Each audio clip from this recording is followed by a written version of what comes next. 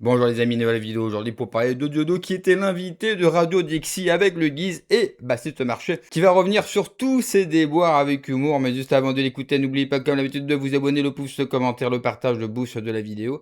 N'hésitez pas à me rejoindre sur Telegram, vous avez le lien en description sous la vidéo. Et dorénavant sur la chaîne de la foi, vous avez une vidéo tous les soirs à partir de 20 h avec des sujets littéralement différents que ceux que vous pouvez retrouver sur la chaîne principale. Donc pour ceux que ça intéresse, n'hésitez pas à venir me voir sur Teddy en foi chrétienne. Vous avez également le lien en description sous la vidéo. Allez, on les écoute et on en parle juste après. Dans cette émission. Merci de m'avoir invité. Je vois qu'il y a une belle liberté de ton là sur le qualificatif sur Manuel Valls. Je le partage d'ailleurs. Ouais. Et C'était le moment où tu étais dans l'œil du cyclone. Hein. Manuel Valls et tout. ouais. Même si aujourd'hui, je ne vais pas dire que c'est tranquille parce que visiblement, tu vas nous en parler, mais c'est encore un peu complexe. Disons qu'il y a des petites des greffes.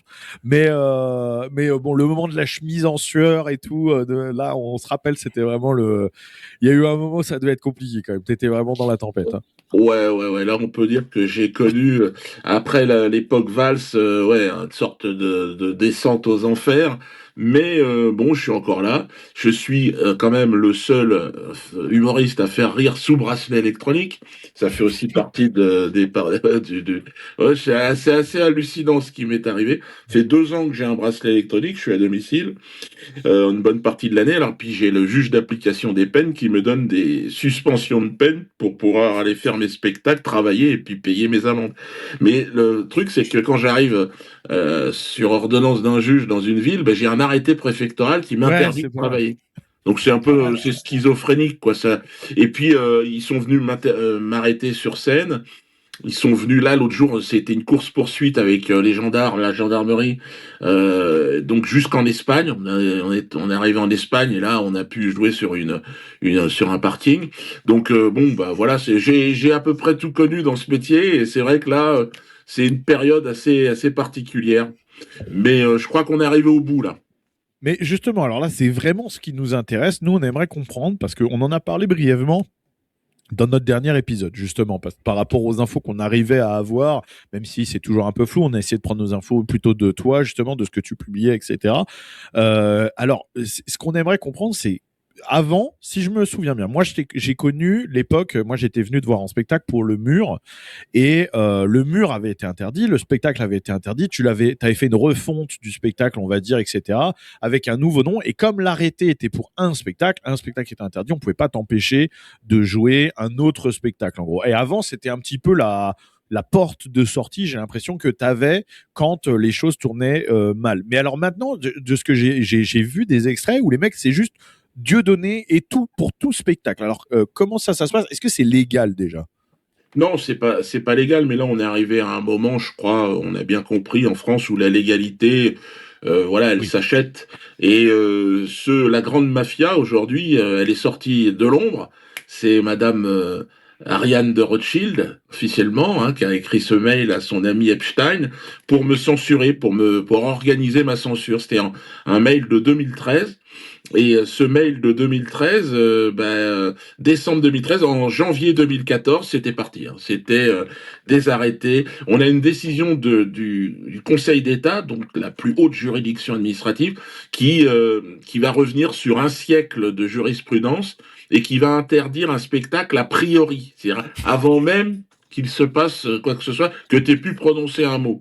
Et puis aujourd'hui, alors là c'est pire que tout, puisque transmets mes textes à la préfecture, je leur dis dites-moi ce que je dois retirer, pas de réponse. En fait, je suis interdit de tout, c'est-à-dire en tant que comédien, metteur en scène et auteur. Mais attends, mais c'est des fonctionnaires, on leur demande pas de travailler et de lire tout un texte. C'est ça. Ouais. Non, mais c'est la France qui est devenue ça. Et c'est regrettable. Parce que mais là où tu as raison, un truc qu'on répète très souvent dans cette émission, parce que là je t'ai posé la question, est-ce que c'est légal? C'est que légal, en fait, ce sont les gens contre qui vous battez, c'est eux qui décident de ce qui est légal ou pas. Et surtout, la France est faite de telle sorte qu'il n'y a pas de contre-pouvoir. Donc en fait, même quand ils agissent de façon illégale, même si vous prouvez que ce qu'ils font est illégal, il n'y a personne pour leur faire appliquer derrière une sorte de justice ou quoi que ce soit. C'est-à-dire qu'on est arrivé à un point en France où ils font quelque chose d'illégal, vous allez dire, mais c'est illégal, il faut faire, bah oui, alors. Voilà. C'est ça. Qu'est-ce que vous allez faire? On n'a pas moyen de toute façon. Derrière, il n'y a pas moyen de les faire condamner. Il n'y a rien. C'est ces gens-là qui décident. C'est cette administration, c'est cette mafia qui décide de toute façon. Et si vraiment un jour ça leur pose problème, ils claquent des doigts et puis ça devient légal. Donc le problème est pas là. Mais on essaye de comprendre un petit peu. Là, en gros, donc pour le moment, à part des courses-poursuites, te cacher, aller dans des endroits un peu obscurs, enfin voilà, pas trop communiquer. Est-ce que tu as un recours un peu juridique ou quelque chose, ou toi, avec tes équipes, tes avocats, ou comment ça se passe? C'est vexatoire, en fait. C'est des mesures vexatoires parce que normalement, je suis sous bracelet électronique. Donc, j'ai un juge d'application des peines qui a donné une ordonnance, un jugement, qui m'autorise. Et de l'autre côté, j'ai les préfets, sur ordre du ministre de l'Intérieur, qui émettent donc des arrêtés d'interdiction. Donc, en fait, vous savez, moi, la justice, c'est pareil, je la connais bien. 37 condamnations, j'ai un casier judiciaire magnifique. Je pense que j'ai plus de condamnations que Pablo Escobar. Donc, et je me retrouve dans une situation où, en plus, je me suis trouvé sur le mur des cons du syndicat de la magistrature. Donc, je suis officiellement pris pour un con par les gens qui vont me juger. La magistrature, c'est sous l'occupation, elle faisait ce qu'on lui disait. Donc là, moi, je considère qu'on est sous l'occupation d'une mafia puissante qui est sortie de l'ombre, qu'on peut nommer, donc, qui s'appelle la mafia Rothschild. Et donc, c'est eux qui payent. Ils ont la justice qui leur va. Et puis le jour où il y aura un changement, on aura peut-être le droit à une nouvelle justice. Moi, les juges, j'ai beaucoup de mal. Et je crois que c'est Trump qui a donné une bonne leçon à la Cour pénale internationale en faisant ce qu'il a fait au Venezuela. C'est amusant, c'est-à-dire il n'y a pas de justice. C'est la justice du plus fort. Et puis c'est tout. Voilà. Ouais. Bah oui, non, mais tout à fait. Mais là, t'as tout à fait raison. Mais du coup, tu dis quand même que c'est toujours les préfets qui donnent ces arrêtés. Alors, c'est que des arrêtés préfectoraux que tu as à chaque fois. Parce que il n'y a pas de choses à niveau local, il n'y a pas des maires qui interfèrent ou des choses comme ça. Non, c'est donc, ça ne vient que du ministère de l'Intérieur à chaque fois. C'est ça. C'est le ministre de l'Intérieur. Alors, le ministre, en plus, qui, en tant que préfet précédemment, Laurent Nunez, avait émis une dizaine d'arrêtés me concernant. J'en ai fait des tableaux, d'ailleurs. Et donc, là, maintenant qu'il est ministre de l'Intérieur, là, c'est le grand jeu. Là, il a gagné sa place en te faisant une dizaine d'arrêtés, probablement. Je pense qu'en plus de ça, comme ça a été le cas pour Valls, je pense qu'effectivement, je suis devenu un outil de promotion politique par rapport à la mafia. C'est-à-dire que je pense qu'ils doivent voir de temps en temps Ariane. C'est bien, t'as bien fait là sur Dido. Bien. Après, faut pas t'inquiéter parce que après, bientôt, il sera président, donc il y aura un autre ministre d'Intérieur. Ça. Oui, mais en fait, c'est que des marionnettes. Ouais. C'est que des marionnettes. Je veux dire, Valls comme Nunez, ce sont des marionnettes politiques. Ils n'ont aucune légitimité sur le terrain. Même les flics peuvent pas les blairer. Mais bon, ils obéissent. Quoi. Ils obéissent quand même à la fin. Un préfet, quand il met un arrêté, la seule façon d'aller contre cet arrêté, c'est d'aller en justice. Mais la justice est avec eux, donc il n'y a rien à faire. Jusqu'à présent, la justice administrative, jusqu'à présent, elle leur tenait tête quand même au nom de... Mais là, c'est fini. Terminé. D'accord. C'est-à-dire que je me souviens d'un mec, c'était le patron de la LICRA qui m'avait dit « Les médias l'ont condamné, Dieudonné, la justice devra suivre. » En fait, la justice, elle est là à un moment donné c'est auxiliaire médiatique, quoi. Elle est là pour tamponner, quoi. Puis ils l'ont fait avec Fillon, ils l'ont fait avec Le Pen. Voilà, c'est-à-dire que maintenant, c'est eux qui décident, quoi. Ouais. C'est la dernière étape dans la propagande, dans le grand cinéma démocratique qu'ils essayent de nous vendre.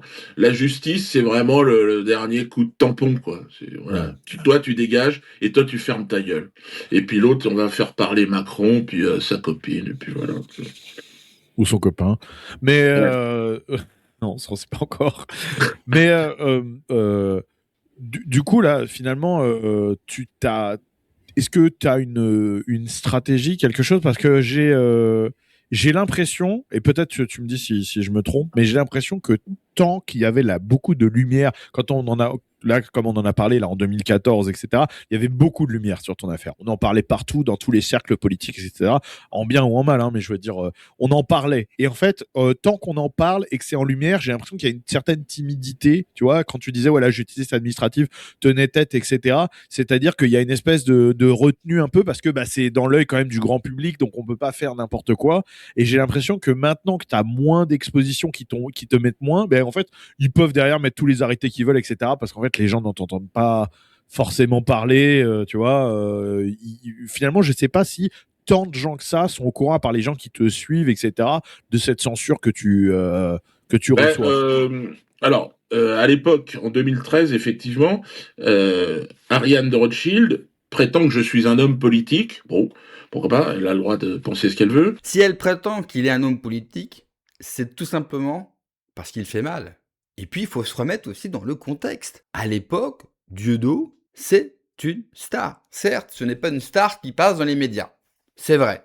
Mais c'est, je pense, ça qui l'a justement rendu star. Plus il a subi une oppression et de la censure, il faut voir ce qu'il a subi, on l'a bien sûr écouté dans l'extrait, mais plus il subissait ça, plus il avait un soutien incroyable de la part d'une partie du public qui ne l'a d'ailleurs jamais lâché. Une grande partie de son public, malgré plusieurs dérives et plusieurs problèmes que l'on connaît tous, mais mine de rien, ils ne l'ont jamais lâché. Toutes les salles étaient pleines. Moi, je me souviens, c'était compliqué d'avoir une place. Ils remplissaient toutes les salles, tous les Zéniths de France. Hein. Ça, il faut bien le comprendre. Il n'y a plus d'un artiste, il n'y a plus d'un humoriste qui aimerait faire ça.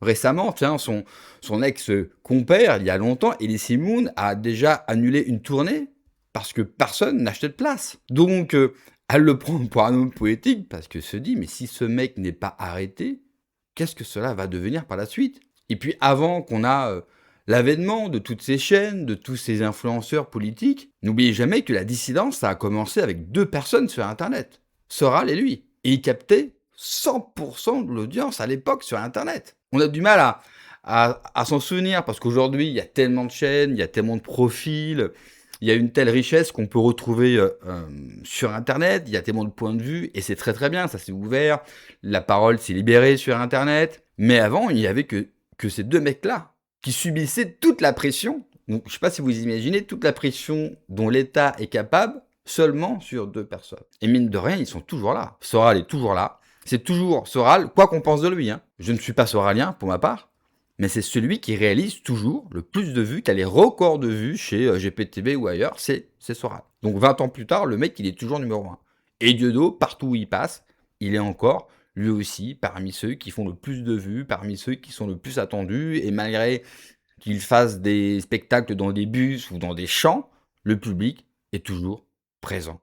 C'est pour ça qu'elle a vu en lui un homme politique, parce qu'elle a vu sa dangerosité. Parce que vous savez, quand la parole se libère dans un pays, et notamment à travers l'humour, quand vous prenez goût à une liberté de ton, à une liberté d'idées, et au partage, parce que ça a permis aux gens aussi de se réunir, c'est dangereux. C'est dangereux parce qu'on sait le pouvoir qu'a la masse, le pouvoir du groupe, parce qu'en fait, ça vous inhibe. Vous avez peur parce que vous dites, bah, je vais me faire taper dessus par le système, par le pouvoir, etc., etc.